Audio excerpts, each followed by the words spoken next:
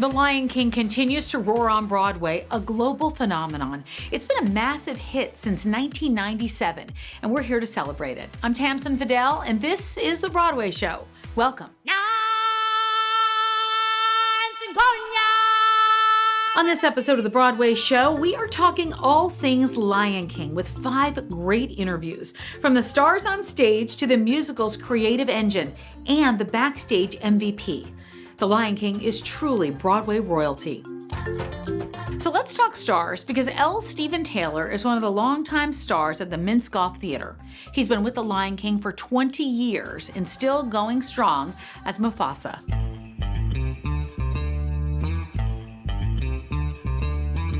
My name is L. Steven Taylor, and I play Mufasa, and I joined The Lion King in 2005. I've been doing the show for 20 years, and there are a lot of company members in our show who have been in the show longer than I have, or for just multiple years. It really is just a building that's full of family.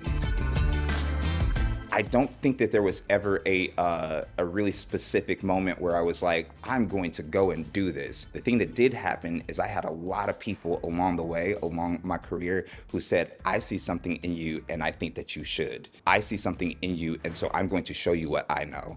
I see something in you and so I'm going to present you with this opportunity. And all those I see something in you led me to where I am. What my day looks like is I generally will go to the gym first thing in my morning, which is about probably like 11 o'clock. After that, it just depends on what the day looks like. If there's a self-tape that I need to record, I've been doing a lot of press for my book, some writing and some reading, and then generally I'll have some lunch with my son, stop by my Dunkin' on the way to the theater, and then head on the train, listen to some tunes, and then I'm at the theater in the makeup chair. One of my favorite things to do is do the stage door. Well, there was one time that I went out to the stage door, there was this group of young girls and they started chanting, elves, elves, elves, elves, elves. And I was like, y'all don't look like elves. Like, what are you talking about? And they were like, no, we're elves. We're fans of L. Steven Taylor. And I was like, that is the most ridiculous thing that I've ever heard, and all at once it just kind of puts some stuff into perspective. I feel like I'll be an old man sitting on my couch before I come to understand exactly what my contributions to the show have led to. I know that is something that I've led with, is trying to just leave the show, leave the company better than how I found it. If anything that I contribute to the show impacts other people in the way that the show has impacted me, then I feel like that's enough. So I have this thing with L. Steven. I remember hearing his voice the first time, and I was like, oh my gosh, that voice. It is such a fatherly voice. It is such a just comforting voice. L. Steven was so supportive.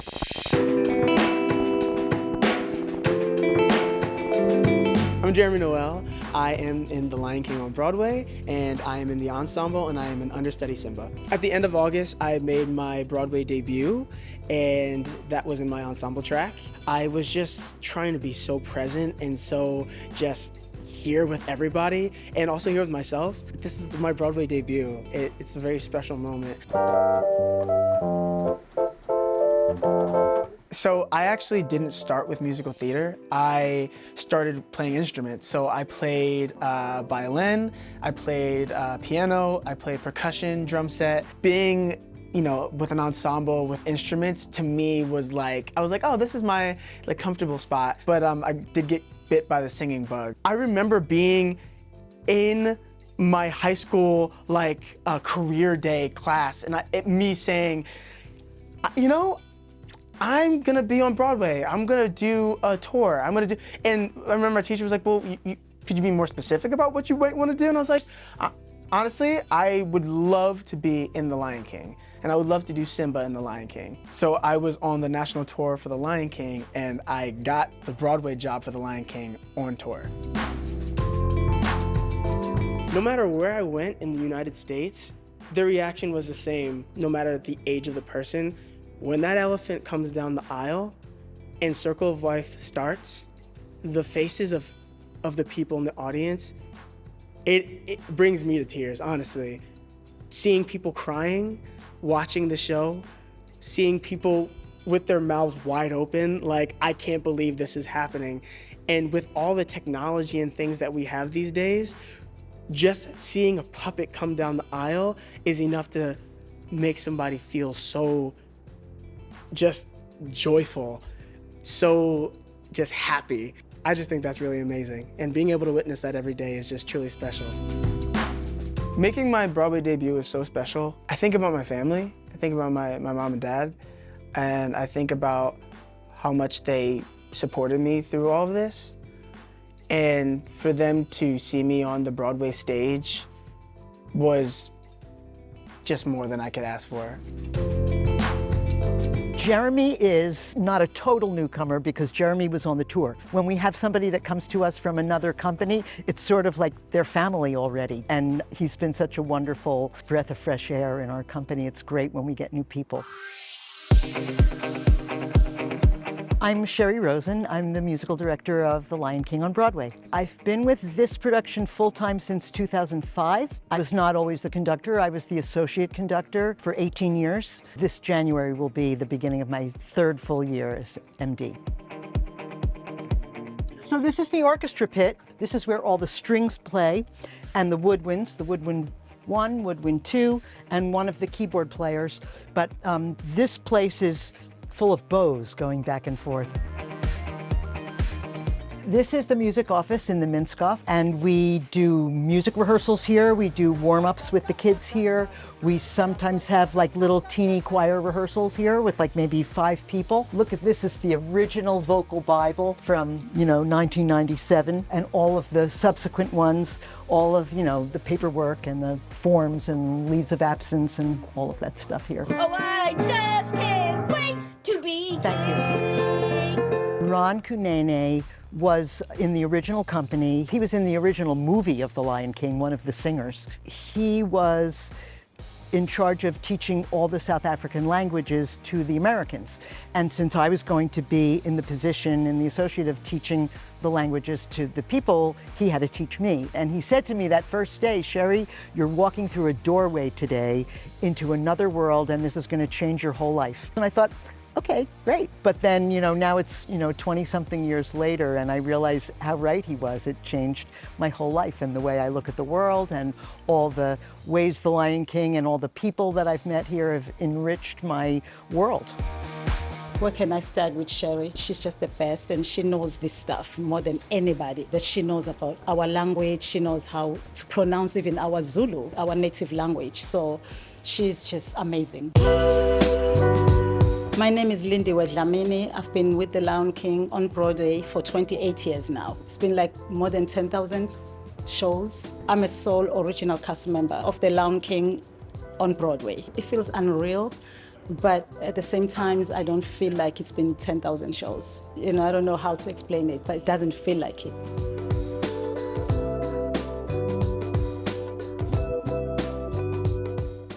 Oh, it's one of those things like memories coming back, how we started, and everything we did was in this space. We did our rehearsals for music, dancing, and then even our costumes, we were trying them on here, thinking about all those people we were here with and just putting this thing together.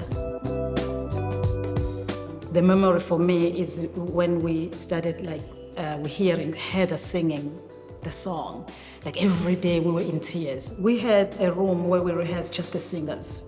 And then another room is just the dancers. And then everybody who was the principal roles, they were in their own room. So every time, something is going on, they will get us to come so we can experience it while it was being developed. I've seen people come in here, sometimes they're wearing the costume, like in their head, you're going down the aisle, somebody has a lioness head or a lion or whatever, the kids especially. So that usually makes me laugh, but I love it. I love it because they just want to come in and enjoy the show. There are people who come in here as kids and then they bring their kids. So I think the show is really for everybody.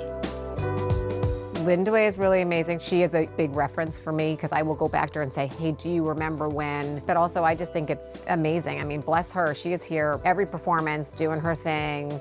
She has the energy, she's got that smile, she's beautiful. I think we're very, very lucky to have her here still. My name is Antonia Gianino. I am the production stage manager of The Lion King, and I have been here for 20 years. I think about 2,000 performances I have called, and we're on now performance number 11,100 or something like that. So we just finished a rehearsal. We still rehearse quite a bit here at The Lion King. We just finished putting in a new male singer swing. We're still rehearsing. You can hear the music out on stage. Our dancers are working very hard, working on some contingencies in the confrontation. And we are now backstage, stage right. Usually this area is filled with people during the show. A lot of offstage singing happens here. It's the main dressing area that's here for the male and female ensemble members. Part of our job here as stage managers is to make sure everything gets put back where it needs to be. Everyone is safe and alert and paying attention. So these are our exotic giraffes. They come out and can't wait to be king. They're very tall. I find them very intimidating. I don't know how our beautiful dancers get in there every day, but there's a dancer in each of these, and they come out and they bop up and down and they lean over. It's pretty magical. And you can sort of see everything is packed away, organized back here. So there's all this choreography on stage, but off stage, the choreography is just as high. Meet as many people as you possibly can. Ask questions. Don't say no to stuff. Do anything and everything, because you only learn what you're good at or how you want to run your show if you end up being a production stage manager by, I think, having practical hands-on experience in all of those different departments. For me, having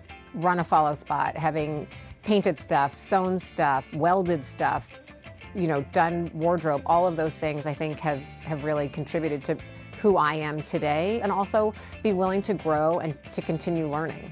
So thank you very much, everybody. Excellent show tonight. It's cold out there. Stay warm. Go home, get some rest. There is rehearsal on stage tomorrow. Please check the call board on your way out to make sure you know your call time.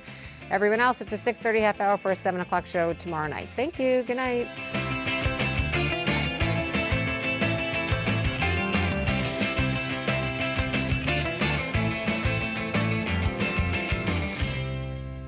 And you can get your tickets to The Lion King over at Broadway.com. This is a Broadway show, and we're back in just a few. The Razzle Dazzle is alive and well. Chicago is going to celebrate 3 decades on Broadway in 2026. Paul Wontorek caught up with Broadway's brand new Roxy Hart, Whitney Leavitt.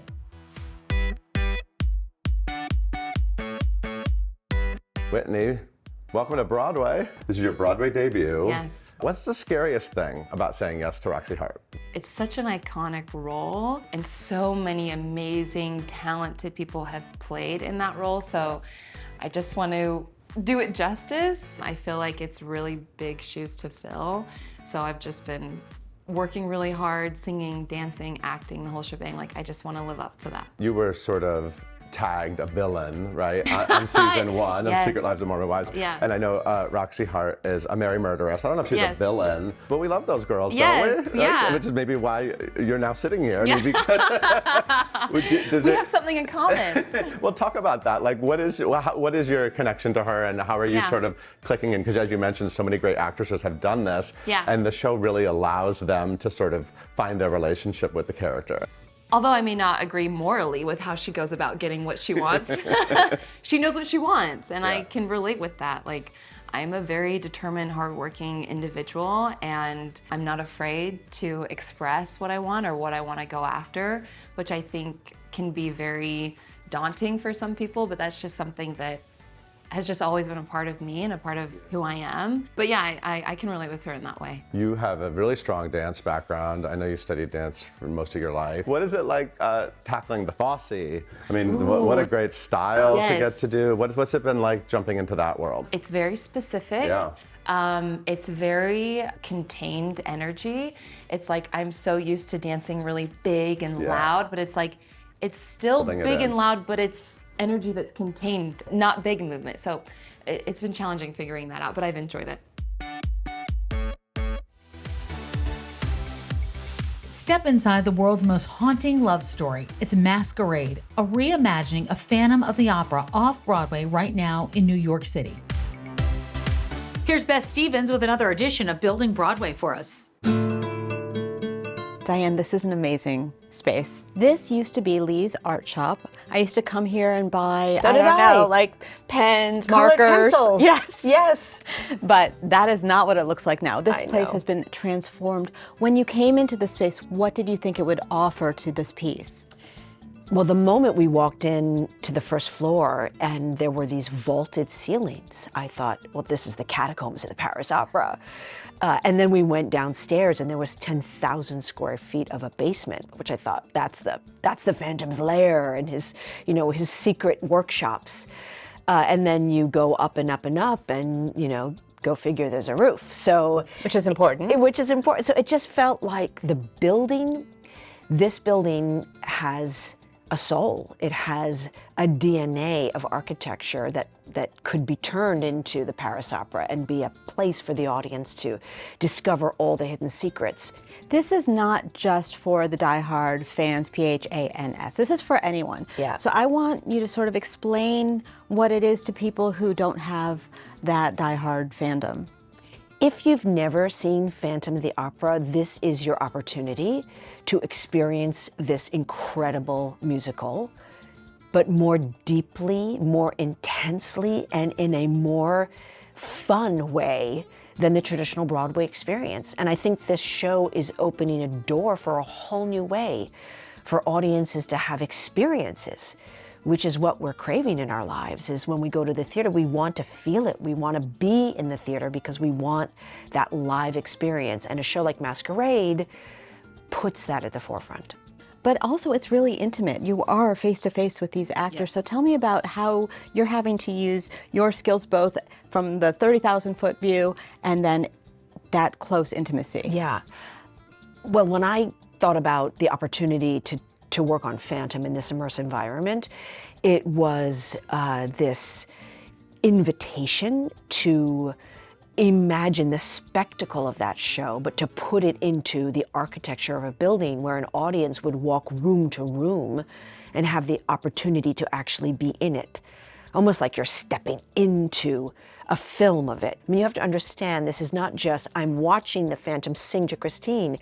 He's singing to Christine and then he looks at you in the audience and is looking at you in the eye and might reach out and just Oh my God. touch you as they walk by. And it's funny, I come to the show now all the time and the people I watch are the audience because the audience are so alive here and I just see their jaws drop because it's the unexpected, it's the adventure of it, it's the music of it, it's the talent of the cast. The show never stops.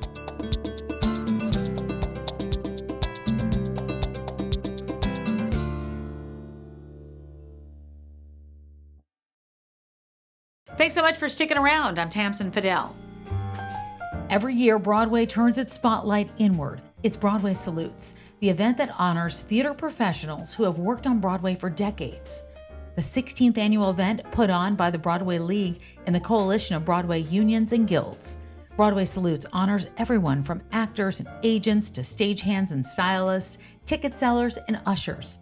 This year, the industry-wide celebration honored 450 Broadway veterans for their decades of work on stage and behind the scenes. As a younger artist, it's awesome to see people who have spent so many years a part of this community. It's so inspiring for me. It takes hundreds of people to get a show running and then thousands of people to keep Broadway alive, and especially right now. These jobs are hard. This work takes a lot of collaboration, and to have a moment where we can pause and say we do this all together and we do it for a long time is really nice. Broadway in Boston and Rodman for Kids just celebrated a major milestone, more than 20 years in the making. They just welcomed their 100,000th student to the theater. When this program started more than 20 years ago, I don't think anyone could have imagined that it would grow to this scale and have such an incredible impact. To think about one child attending the theater is just so remarkable, and the life impact that has on that child. And now to think that we've done this for 100,000 kids, it's goosebumps. 2,500 kids, teachers, and family members packed the Citizens Opera House to see Hamilton. And they celebrated the show's 10th anniversary with a full experience, a special program, snacks, and swag, courtesy of Lexus. And for many, their first ever Broadway performance. It's all part of a long-term effort to bring the arts to life for young people. To think that another 100,000 kids are also going to experience this, 200,000, 300,000, it's going to keep going. It's such a beautiful partnership.